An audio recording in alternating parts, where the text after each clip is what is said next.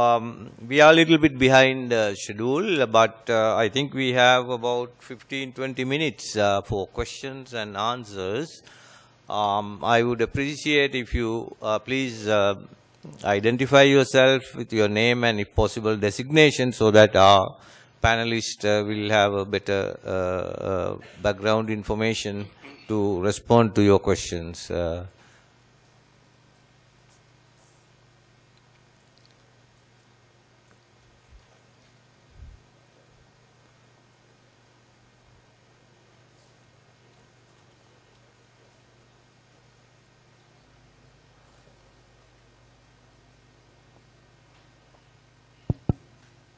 Yes, please.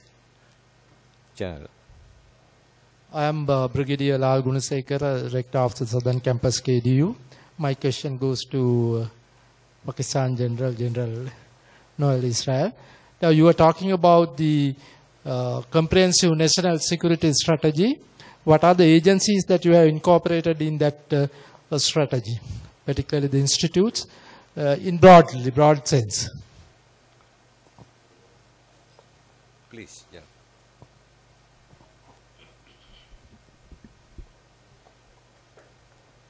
When we, I'm audible?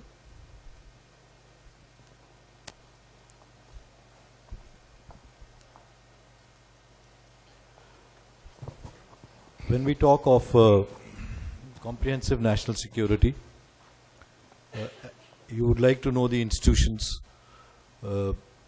and I alluded to you that there is a paradigm in conventional war in which you can have certain set of institutions working for a certain strategy and others assisting, some taking lead, others supporting. But when you come to such a conclusion that such a strategy is required, a policy, a national policy is required, then accordingly all state institutions which demonstrate the elements of national power, they come into play. What role they perform at what time and how the role is orchestrated varies. In the peacetime, military's role definitely is different, although you're still talking of comprehensive national security. It could be assisting somewhere, it could be leading somewhere, it could be absent from other areas. In other areas, in another time, the military role could be predominant. Like I have talked about after 9/11, for 15 years, constantly the environment along the western borders degraded, the security environment, and it had gone beyond the scope of the normal political and civil administration to deal with the situation. So when that happened, so the military took a role which was in the lead role in some ways, but civil administration continued to be part of it, because we are talking of comprehensive approaches. We are talking of all intelligence organizations being brought at the table. We are talking of all civil administration effectively coordinating their work. We are talking of taking people on board, and we are talking of politics being integrated to this and inclusive to what approaches are being demonstrated on ground. So it is this kind of a scenario that emerges. How will you do it? What mechanisms do you have? For what institutional structures you require to build about? How you go about educating your officers and the men who would execute such a comprehensive national policy is a subject of another study. But this is what a short answer would be. Thank you.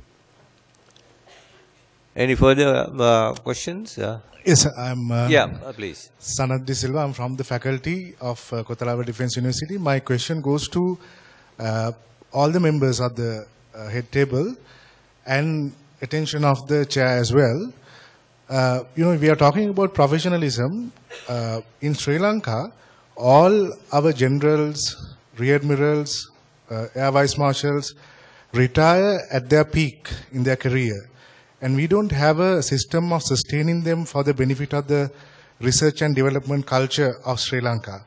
But I know in Pakistan, in India, they keep them, and most of them, like General Deepankar Banerjee or General Raghavan, they head certain think tanks. And can you, from Indian point of view and from Pakistani point of view, can you elaborate a little very briefly, the importance of retaining our generals and our top brass of the military for the research and development and to sustain them in the system even after their retirement. How do you do that, and what importance that they make in your system?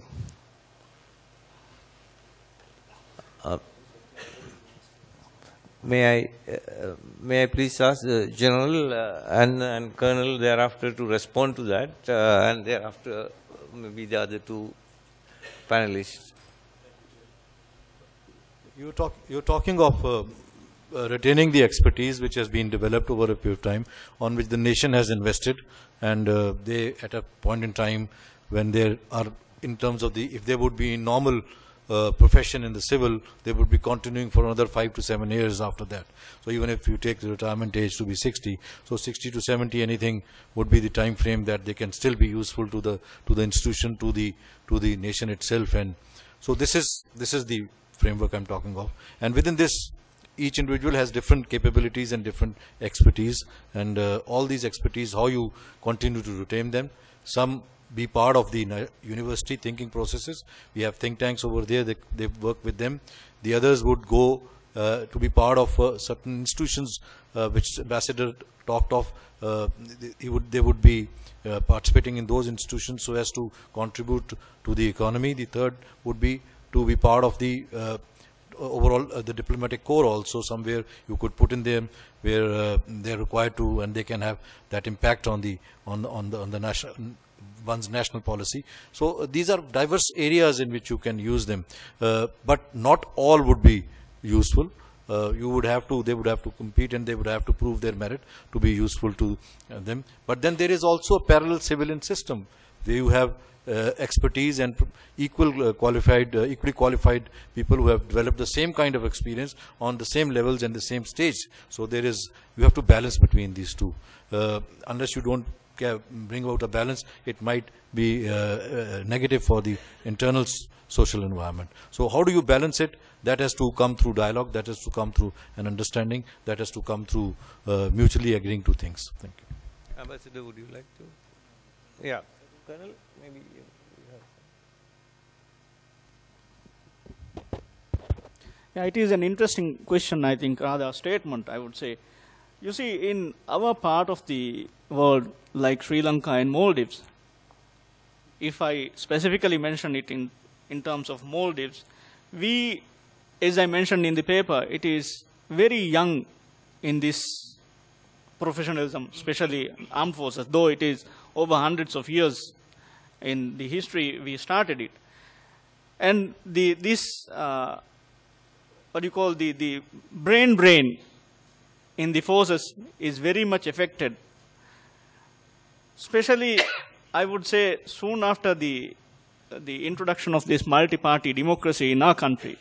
I only can state my country, that is what. But please mark it off the records. Especially after the introduction of this multi-party democracy, you know, the uncertainty prevails a lot, especially in the armed forces. And with that, every change since we introduced this multi-party democracy, our government has been changed 3 times. Every time, whenever it changes, especially the top brass of the armed forces, there the uncertainty is very high. Sometimes, I think it is maybe because our system is young and people are not well aware, or people are not get used to it. But I hope in time these things will subside, and the generals or the senior officers, though, as you mentioned, in their high peak, they leave the service, but they will keep continuing in the national service, rather than in the forces, I mean. Thank you. So, Satyamurthy, being a research organization, maybe you have some thoughts. See, basically, all of South Asian countries are young in terms of research in think tanks or facilitation, not only for retired army officers, retired civil servants, retired foreign service experts. And unlike in the West, we don't have a revolving door policy. In the West, particularly, it started with the US, where every president brings with him 4,000 new officers. Most of them are academics. At the end of 4 years or 8 years, they go back to their academic with the government experience. One that is not available in South Asia, and it is beginning to happen in a way in India. Indian Foreign Service, for instance, recently advertised for the post of experts, academic experts. They have been finalized the formalities or how to go about it, but they have already advertised for young talent. Slowly that may expand. That is one area. See, for instance, you already have your foreign ministry's think tank. In India, another thing is there are 4 defense-related government-funded, partially funded think tanks in Delhi. The ideas about all of you know, it's a think tank of the defense ministry.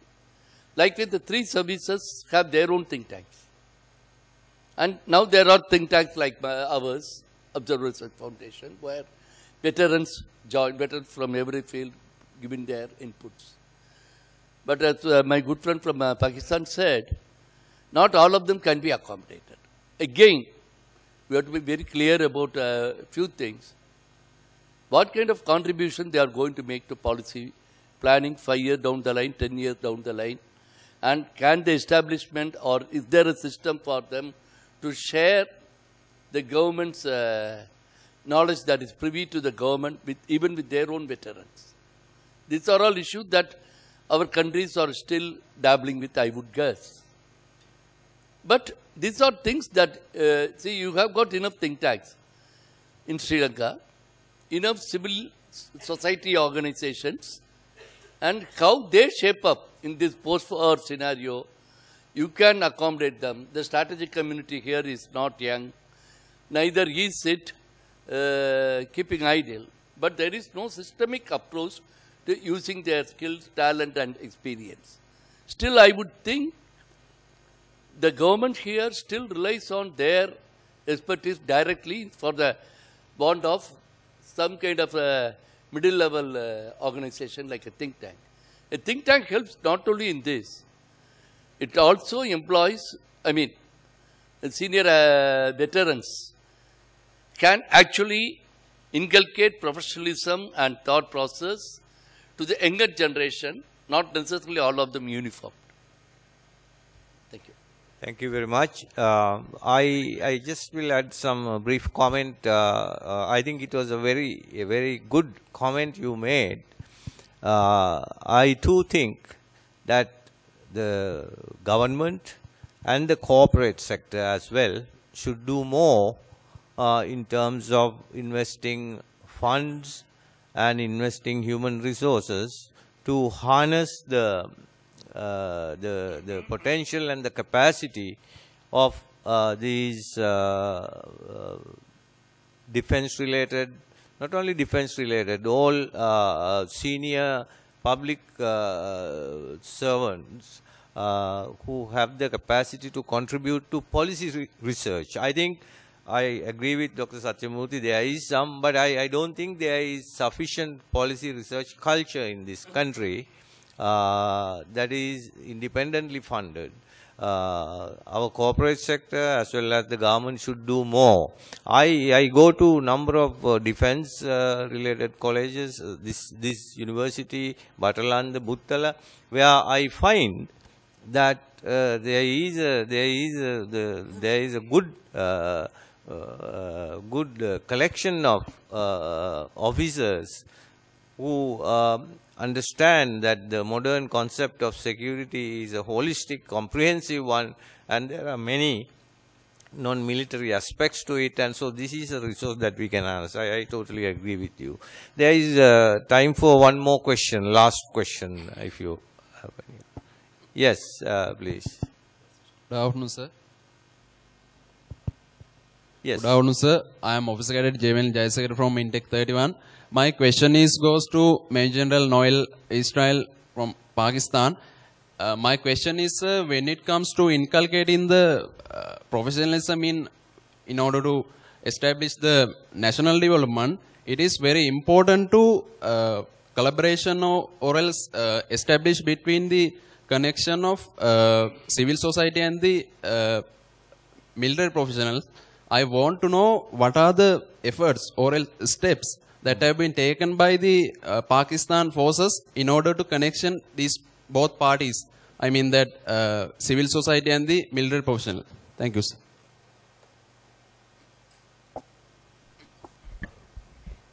I think it's a good question, and it's a challenge also in many ways that you pointed out. The equation is other way around. It is the armed forces which are part of the civil society, and not that they are parallel or equal to the civil society. We all come from the civil society. The civil society is the larger body, and the civil society itself affects and connects to the armed forces in diverse ways. And they have expectations from the soldiers, they have expectations from its leadership, they have expectations from their outcomes that they would deliver to the civil society. So the balance has to be, in my opinion, first of all correctly understood. We are part of a civil society, but we are affected in ways in which the civil society thinks.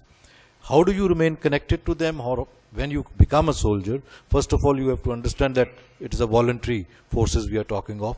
So you choose to volunteer, and when you choose to volunteer, you forego many civil liberties and rights which as a civilians would be available to you. So there is a volunteerism over here, and then from there on you choose a path which is slightly different in the context of professional. Here you are not on the daily basis integrated with the civil society. So how do you ensure that the armed forces, while performing their tasks or while preparing themselves, remain connected to the civil society and civil society's issues that we are talking of?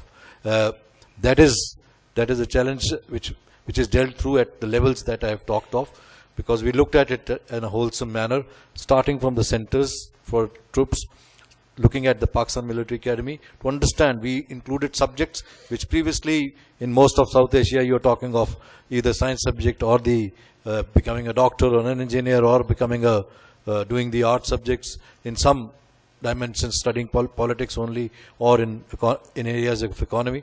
But then there is a whole lot of subjects which we need to understand and study during those formative years about civil society. Sociology I talked of in my talk. It ranges right up to that extent of talking of human psychology itself.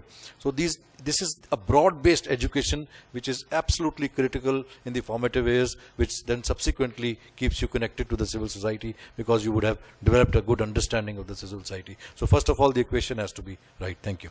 Thank you, General. I think Dr. Satyamurthy wants to add a comment. Thereafter, I'll try to give some concluding remarks. This refers to the previous question again. As the chair pointed out, our Observer Research Foundation in India is funded by a private sector. Tata has got funded a think tank which precedes us and is established in Bangalore. So it is possible, but again, where national interest and private sector interest don't clash, that is where professionalism comes. Maybe the presence of, as you said, sir, veterans like this will ensure that they don't keep to a narrow path. Otherwise, as Colonel Mukhtar was saying, I can endorse what he said about the lack of political stability in this country, his country, coming the way of the evolution of the process. I have a personal experience over the past 5-6 years. Thank you, sir. Thank you, Dr. Satyamurthy. I think we are really running behind schedule now. In fairness to the organizers, we must conclude. I do not want to try to sum up, because it was such a wide-ranging and a very interesting discussion. But I just would like to say that task of inculcating professionalism entails, as per our discussion, many elements. Firstly, it was said the security has to be understood not solely as a weaponized concept. It's not only a weaponized concept, it's a holistic one which includes many non-military aspects, presenting challenges and opportunities. Secondly, It is also that effort, professionalizing effort is multi-dimensional. The challenges and opportunities there are multifarious, includes disasters, non-state actors, development challenges, and even culture, as was pointed out. Thirdly, the question was raised in the task of professionalizing. Do we go to the extent of eliminating the human element? That question was raised, very interesting one. And fourthly, in doing so, there are very difficult and complex lines to cross, lines to adhere to. Sometimes those lines are blurred lines, and sometimes these lines are to be drawn very carefully, where soldiers' duty ends and the civil entities' job begins, especially in post-conflict situations. And Sri Lanka has experienced that very much. I myself experienced it in my LLRC, lessons learned exercise. Then the very interesting aspect of the nuclear dimension, it's a South Asian panel, and I think the South Asian region in the developing world is unique in that we have two nuclear powers in our region, and that security in that environment assumes a wholly new dimension, because you have to practice deterrence, and to do that, as was pointed out by, I think, by the General, not only should the armed forces be professional, politicians should also be professional. And if they don't have a constructive dialogue that will match the professionalism of the armed forces, deterrence can fail, because these two will have to work together. And finally, I think island nation, the unique experiences were brought out by Colonel Mukta, and that Sri Lanka and Maldives, we share these concerns. Professionalizing the armed forces is a must in such enclosed and small situations. They should remain apolitical, and they should facilitate democracy. They should not try to orchestrate democracy. So those are very, I think, important and very cogent elements that came out of the discussion. So on that note, I just want to once again thank and congratulate the KDU and the Vice Chancellor and his team, and I want to extend my thanks and gratitude to our distinguished panel and for their very valuable insights and contributions. So this meeting is adjourned. Thank you, sir. That was a very interesting discussion, and I believe we will all leave this hall today with much food for thought. I would now like to call upon Brigadier Lal Gunasekara, Rector of the KDU Southern Campus, to present certificates and tokens of appreciation to the presenters of this afternoon's session. Sir, could we have you on stage?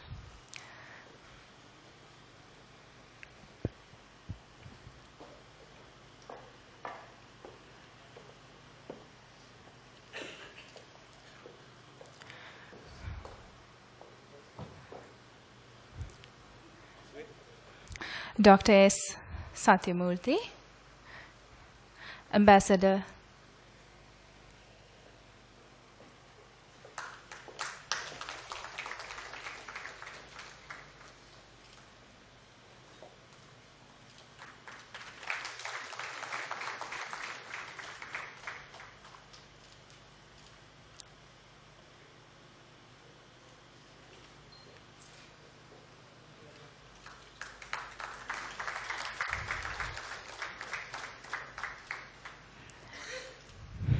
Major General Noel Israel Koka,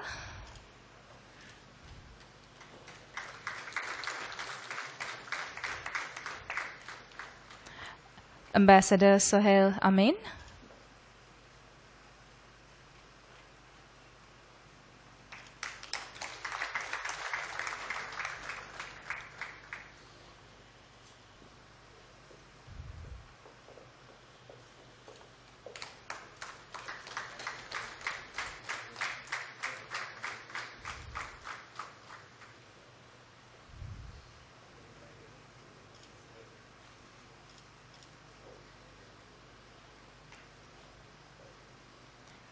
Colonel Muhammad Mukhtar.